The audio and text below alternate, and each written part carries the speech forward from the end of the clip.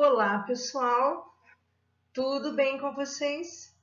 Vamos a mais uma aula de história. E vocês sabem que eu gosto muito dessa matéria. Vamos orar, pedindo a Deus que nos abençoe? Querido Deus, muito obrigado. Mais uma vez estamos aqui para te agradecer todas as bênçãos que o Senhor nos dá. Obrigado por mais esse dia e, por favor, fique conosco durante esta aula.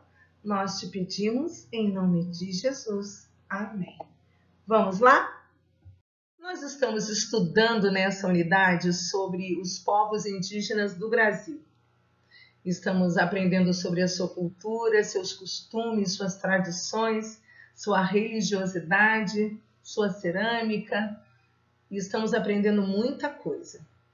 Na aula passada, nós estudamos sobre os povos indígenas do litoral, aqueles índios que ficaram ali próximos ao oceano. Um desses povos, eles se alimentavam de pesca, de caça, da coleta de alimentos e vegetais. Mas a base de sua alimentação eram os peixes e os moluscos. Como vocês estão vendo na imagem, eles comiam os moluscos que estavam dentro dessas conchas e jogavam as conchas em um determinado lugar. Essas conchas iam se acumulando e ao longo do tempo formavam morros que receberam o nome de sambaquis, que significa amontoado de conchas. E ali eles permaneceram durante muitos anos, formando morros realmente altos e bem fortes. Os arqueólogos descobriram, com as suas pesquisas, que os sambaquis também serviam para um tipo de cemitério, onde eram enterrados algumas pessoas especiais, porque elas foram encontradas com os seus pertences. Então aí estão os sambaquis, que era uma característica muito interessante desse povo que vivia ou que viveu no litoral brasileiro. Um desses povos que moraram ou que habitaram no litoral brasileiro foram os tupinambás. Eles foram os primeiros povos a se encontrarem com os portugueses por ocasião da colonização. Nós vamos estudar um pouquinho desses povos também e suas tradições. Como dissemos antes, os tupinambás foram os primeiros povos indígenas a entrarem em contato com os portugueses, porque eles viviam exatamente ali naquelas regiões litorâneas, por onde chegaram as caravelas dos colonizadores. Então, eles foram os primeiros a entrarem em contato com os portugueses.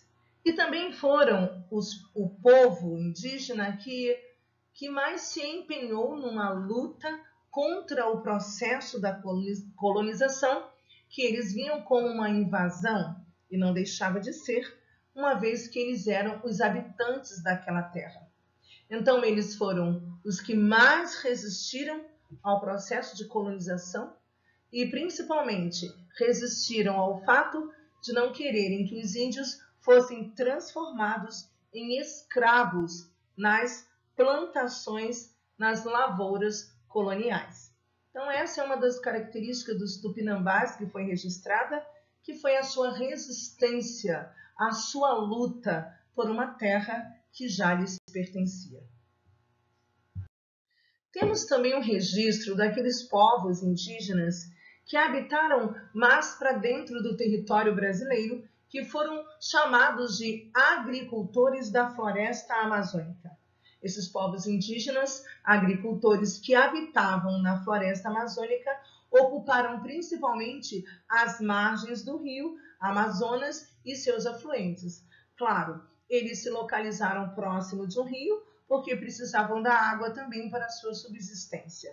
Eles habitaram com a natureza de uma forma harmoniosa e equilibrada.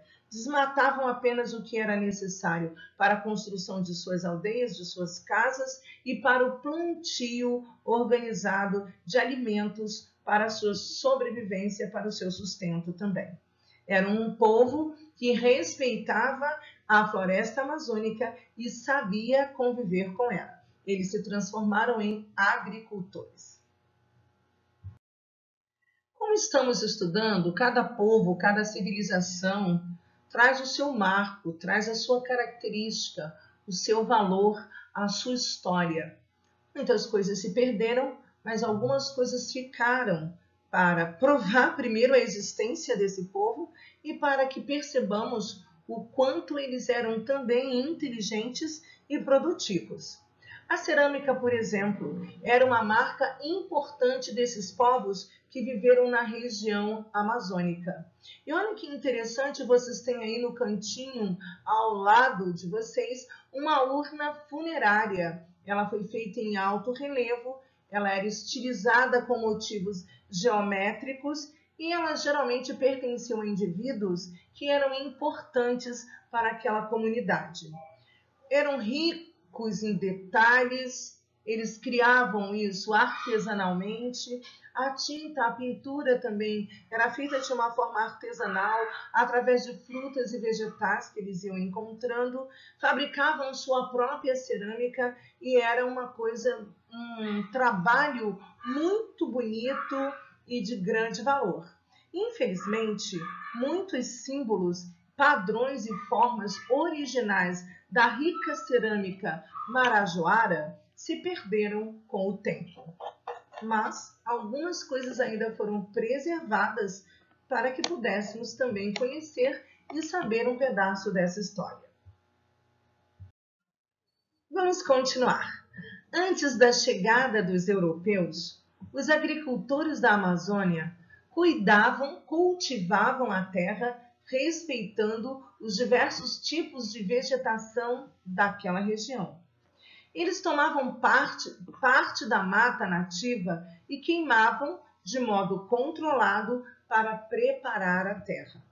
Eles plantavam mandioca, batata doce, inhame, taioba, que é essa folhinha verde que vocês estão vendo, árvores frutíferas e plantas aromáticas para o banho, para a sua perfumaria. Essa diversidade servia como barreira natural contra pragas e doenças. Veja como eram inteligentes esses primeiros habitantes do Brasil. Eles sabiam como desmatar e queimar a proporção de terra necessária, apenas a necessária, para fazerem o plantio para a sua alimentação. E veja também que a diversidade dos alimentos que eles plantavam serviam como barreira natural contra pragas e doenças. Não é muito interessante? Por isso que eu digo, temos que aprender ainda muitas coisas com esses povos indígenas. Muitas coisas se perderam ao longo da história, e a própria história não foi favorável aos povos indígenas. Talvez, se os colonizadores tivessem respeitado os primeiros habitantes, talvez se eles tivessem respeitado as pessoas que já moravam aqui na Terra e com elas aprendido o respeito a essa terra e à natureza e ao meio ambiente, talvez hoje não tivéssemos os problemas tão graves de poluição ambiental que temos e a luta para poder conter o avanço dele. Mas ainda hoje existem povos indígenas, ainda bem, não é mesmo? Que permanecem com seus costumes, as suas tradições e ainda tendo muito para ensinar a nós, os supostamente civilizados. São os índios munducuruns, é um exemplo disso. Eles habitam hoje as terras no interior do Pará, próximo ao rio Tapajós. A agricultura e obtenção dos alimentos se organiza de acordo com as estações do ano. A mandioca continua sendo a base da agricultura munducuru. Algumas coisas não mudam, não é mesmo? Eles continuam cultivando a mandioca e ela sendo a base de sua alimentação. Mas veja, um item importante. quando eles se organizam de acordo com a estação do ano. A estação do ano determina alguns alimentos que são melhores se forem consumidos na estação própria. E isso os índios já fazem naturalmente. Gostaríamos que a história do povo indígena já tivesse tido um final feliz, mas ainda não é assim. Os povos indígenas continuam lutando pelas suas terras. No início, no processo da colonização, a monocultura, nós estudamos sobre isso, e os latifúndios, foi a forma adotada para garantir maiores riquezas para o comércio colonial. Na realidade, a colonização pensava somente em enriquecer.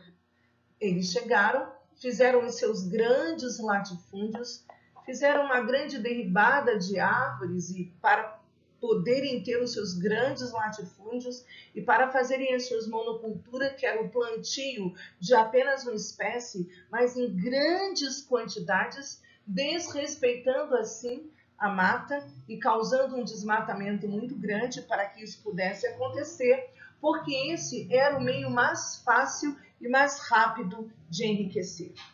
Mas, para o povo indígena, a terra é a fonte da vida. Nela se desenvolvem sua cultura e dela eles obtêm a diversidade de alimentos para sobreviver. Eles não precisam desmatar de uma forma desproporcional para plantarem numa quantidade muito absurda, porque eles precisam apenas do alimento para a sua própria aldeia, para o seu próprio povo, de forma que eles fazem isso de uma maneira muito mais equilibrada. Veja bem que a luta pela terra continua sendo uma realidade para muitos povos em todo o território brasileiro. É uma pena, não é, que não respeitemos esses primeiros habitantes que trouxeram tanto equilíbrio para a nossa terra com a sua maneira simples e sábia de viver e de compreender que tudo, toda a vida vem da terra.